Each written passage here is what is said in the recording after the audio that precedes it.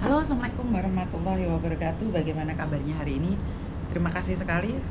Sebentar ini uh, on atau off ini HP saya minta maaf. Oke, jadi ini adalah hari pertama saya. Oh, aduh, hari pertama setelah sekian lama sibuk dengan kegiatan anak-anak saya. Begitu juga dengan kegiatannya Thomas yang semakin hari ngerepotin terus. Kemarin adiknya, sekarang masnya yang ngerepotin terus ya, Mbak ya. Jadi ini ada hari biasanya anakku kerja di rumah satunya iki ora tau masakne, iki malah ganti aku sing masakne. Jadi ya wis, mau tidak mau, suka tidak suka kumpul mbak anak. Jadi dulu masih kumpul sama bapak itu aman ya, jadi mau ngapain aja terserah. Tapi sekarang beda karena punya tanggung jawab pada anak. Ini yang pertama. Terus yang kedua, banyak sekali yang SMS masuk yang tidak saya bisa balas SMS-nya, teleponnya, atau WhatsApp-nya. Saya minta maaf. Mulai kemarin saya selalu bilang kamu sudah kembali pada aktivitas asli. Saya sudah kembali pada aktivitas asli, tapi sebenarnya masih dalam lingkup sibuk terus sama diri sendiri. Jadi saya minta maaf ya. Oke, ini tentang pertanyaan-pertanyaan yang saya rekap aja ya. Tentang beberapa mboknya sopo to Miss. Dari beberapa mbaknya itu menanyakan, Miss Juni, paspor itu siapa sih yang megang? Sejak dahulu kala, paspor itu adalah hak mutlak milik pemiliknya. Yang dimaksud hak mutlak pemiliknya adalah siapa, atas nama siapa, itu pemegang mutlaknya ya. Jadi dalam kurung waktu beberapa hari ini banyak sekali anak-anak baru itu menanyakan, paspor itu punyanya siapa sih? Paspor ya punya sampean, Mbak. Tapi sekali lagi tergantung dari kalian persetujuannya. Kalau kalian mengizinkan majikan memegang paspormu, ya itu urusanmu. Kalau kamu mengizinkan agenmu memegang paspormu, itu juga urusanmu, nggak ada masalah. Tapi seandainya kamu berubah pikiran dan pingin mengambil paspor itu adalah hak mutlak punyamu. Jadi bisa difahami, hak mutlak punyamu. Nggak ada siapapun yang bisa meminta paspormu, Mbak. Termasuk majikanmu sendiri. Bahkan suamimu sendiri itu tidak berhak atas paspormu. Jadi yang berhak atas paspormu itu kamu sendiri. Nggak usah takut atau bimbang, itu udah dituliskan dalam paspor halaman terakhir, itu menyatakan adalah hak pribadi. Jadi nggak boleh siapapun yang memegang paspormu, walaupun kamu izinkan ya. Mungkin di Indonesia masih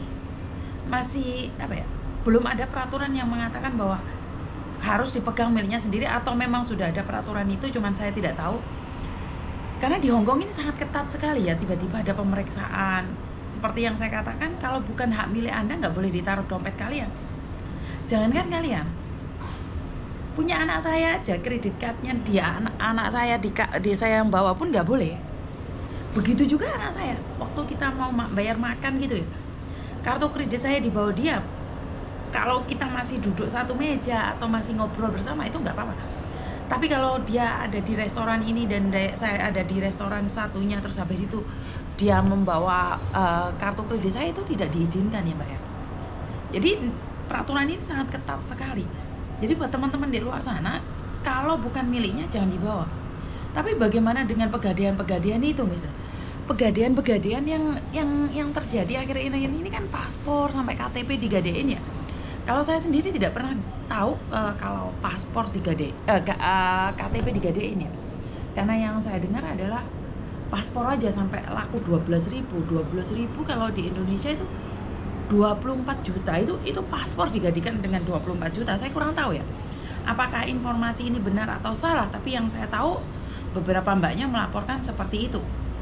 Jadi saya sangat kaget sekali, pribadi saya kaget sekali, ternyata di luar sana itu banyak kita sendiri tuh menggadaikan hak milik kita sendiri, yang kita secara tidak sadar kita menjual diri kita sendiri gitu loh.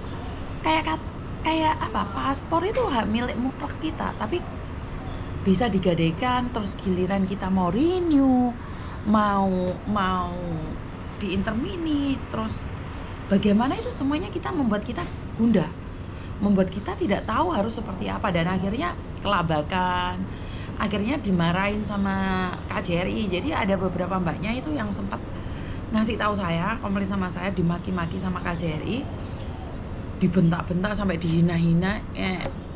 saya nggak bisa ngasih tanggapannya, karena sekali lagi paspormu mau gadekan terus kamu minta paspor baru lagi, otomatis kan pemerintah kita ya kesel juga mbak, nggak ngurusin kayak paspor toh.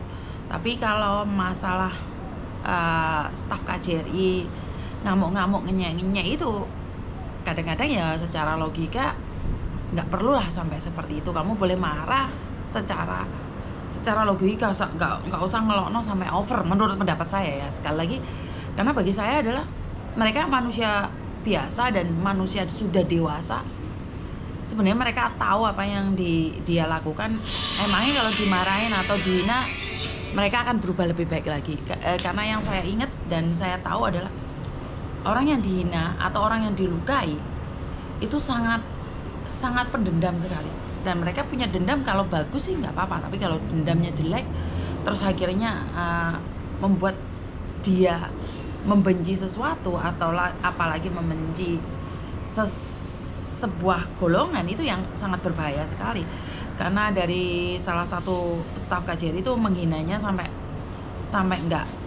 nggak nyampe seperti itulah. Namanya manusia biasa, apalagi aparat pemerintah ya, menurut pendapat saya adalah untuk tidak layak mengeluarkan kata-kata yang kasar gitu loh. Jadi saya sendiri tidak berani mereview lebih karena bukan saya yang mendengarkan. Kalau saya yang mendengarkan mungkin saya berani ngomong ya, berarti kan informasi itu A1. Cuman ini kan ada beberapa mbaknya lapor sama saya, tapi masalahnya mereka kan tidak mau di video. Bisa jadi mereka itu berkata benar dan bisa jadi mbaknya ini berkata bohong. Jadi kadang-kadang yang curhat sama saya itu tidak 100% itu benar semuanya. Yang curhat sama saya itu tidak semuanya mengatakan yang benar. Tapi saya tidak mencari siapa yang salah dan tidak mencari siapa yang benar. Di sini saya cuma sebagai teman kalian. Ya tapi lek konco ya ojo dicaplok mbak, lek konco ya ojo dihapusi juga. Kalau saya menganggap sampean keluarga ya tahu sendiri batasannya sampai di mana, karena kalau kita tidak tahu batasan diri kita sendiri maka itu akan menjadi bumerang bagi kita. Jadi buat mbak-mbaknya yang saat ini sedang menggadaikan paspor atau paspornya dipegang majikan atau paspornya dipegang agent, lebih baik kondisikan keadaanmu, komunikasi dengan baik. Jika kamu punya pikiran ingin menggadaikan nyawamu, ya siap-siap aja kamu akan kecewa. Jadi buat mbak-mbaknya di luar sana tetap semangat. Jangan lakukan kesalahan dengan menggadaikan paspor, dan jangan melakukan kesalahan karena paspormu dipinjam temanmu ataupun paspormu dipegang majikan atau dipegang agent. Itu adalah hak milik mutlak punyamu. Jadi itu aja dari saya, kurang lebihnya saya minta maaf, dan wassalamualaikum warahmatullahi wabarakatuh. Berkat Tuhan mengalir atas hidup kita semua. Semoga semua makhluk hidup bahagia dan terima kasih. Bye bye.